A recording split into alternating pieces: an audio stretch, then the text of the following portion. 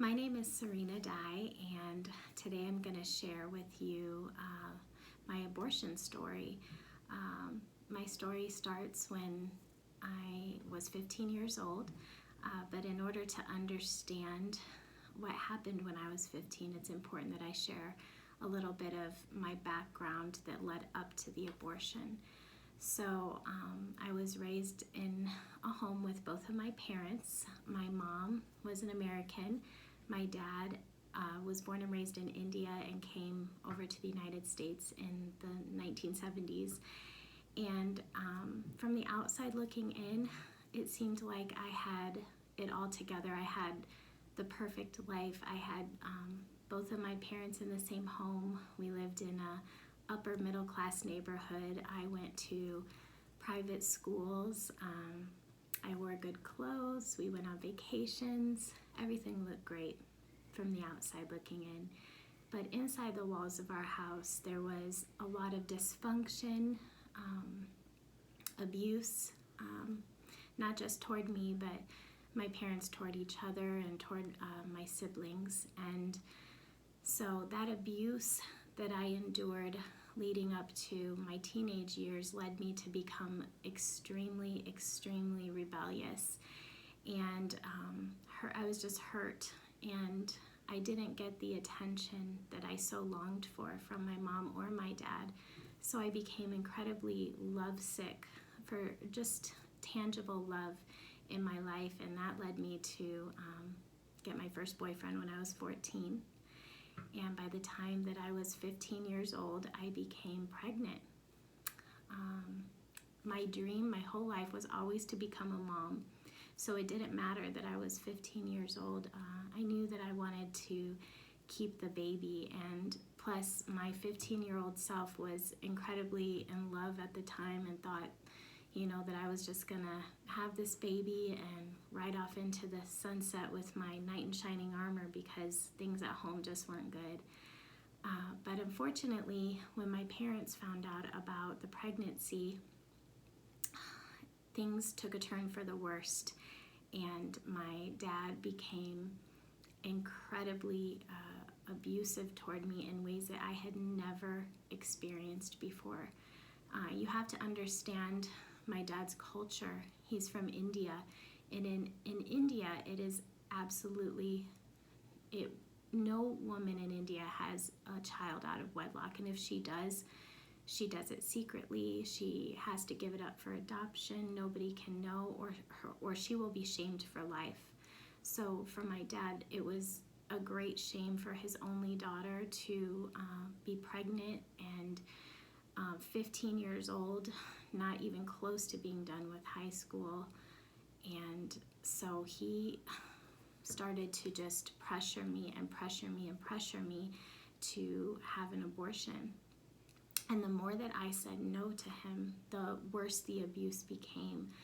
I actually became very sick during this time in my home because of all the screaming, the yelling, the name calling, and just so hurt and didn't understand this behavior because I had never seen my dad treat me this way before. Now, my mom, on the other hand, at first, she had always taught me that abortion was wrong, and she wanted me to keep the baby. But my dad pressured her and said, if you go along with what Serena wants, I'm going to divorce you and leave you with nothing. And my mom gave in to that pressure because of the lifestyle that we lived, and ended up getting down on her knees and begging me to have the abortion. And at this point, I was so worn down mentally, emotionally, physically from being pregnant. I was sick, I was losing weight, I was throwing up all the time, that I felt like I had no other choice. I felt backed into a corner, and I didn't have anybody else in my life that was telling me that I didn't have to do this. I didn't see any safe haven that I could run to at this point. So I decided to give in to my parents' pressure, and they took me up to Planned Parenthood in Iowa City. When we got to Planned Parenthood, I walked into the waiting room, and I remember remember everything about that waiting room. I remember the checkered flooring. I remember the walls. I remember the way it felt. I remember the other women that were sitting around me. And as I was sitting there, I began to ask myself if these women were there for the same reason that I was. And I began to cry. And my tears turned into sobs, and my sobs turned into weeping. And before you knew it, I was just so upset that my parents went up to the receptionist and said, "You have to get her back there because she's creating a scene in this waiting room." So they took me back early. I was escorted back to a room by a nurse who, her appearance was very unprofessional. They're not supposed to show you the ultrasound that they perform, but I did see it. I saw my baby on that screen. I knew what it was. I knew it was a baby. I saw the little heart fluttering back and forth, and I just, at that moment, once again, I'm like, I don't want to do this. I don't want to have an abortion. And I said that to her out loud, and she said, "You don't want this?" And I said, "No." I said, "My parents want me to, but I can't." And so she had to take me back out, and my parents had to take me home. And that car ride home was the most awful, obscene things I'd ever heard. And I knew that that wasn't really truly who my dad was, but the enemy was using him in that moment to just break me down even more. So about a week later, they took me to a different clinic, the Emma Goldman Clinic in Iowa City. This time they didn't perform an ultrasound.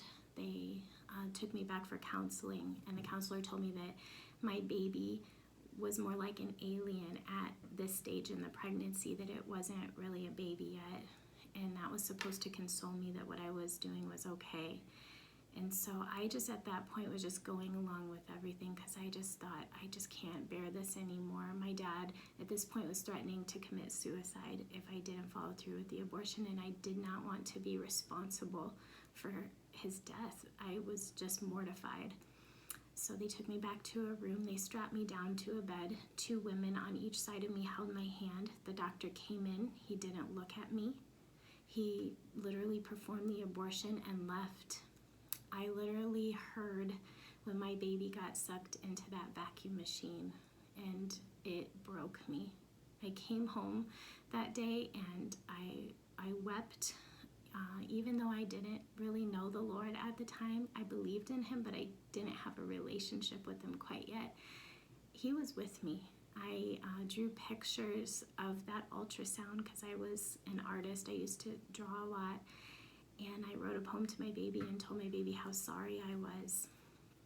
And it wasn't until years later, after becoming a Christian and having some godly women approach me, that I realized my great need for healing from this abortion. It took these women to pull this deep, dark secret out of me, because after that abortion, I went on with my high school career, tried to be a good daughter, a better daughter, tried to just finish well.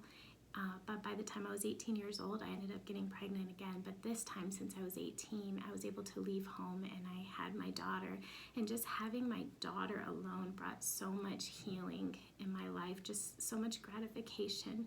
But even having another baby didn't replace the baby that was lost, or the pain and the hurt that I was feeling, the depression, the suicidal thoughts, the anxiety. Those things never left me, and I didn't know why they were there. I didn't realize that it was because of my abortion that I was carrying these things inside of me.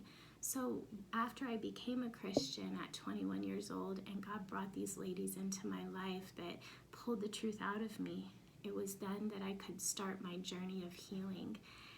And I am so thankful that the Lord brought these women into my life, that I felt safe and secure, that I knew that I could share the truth, and that they weren't going to judge me, that they were going to love me through every part of my pain.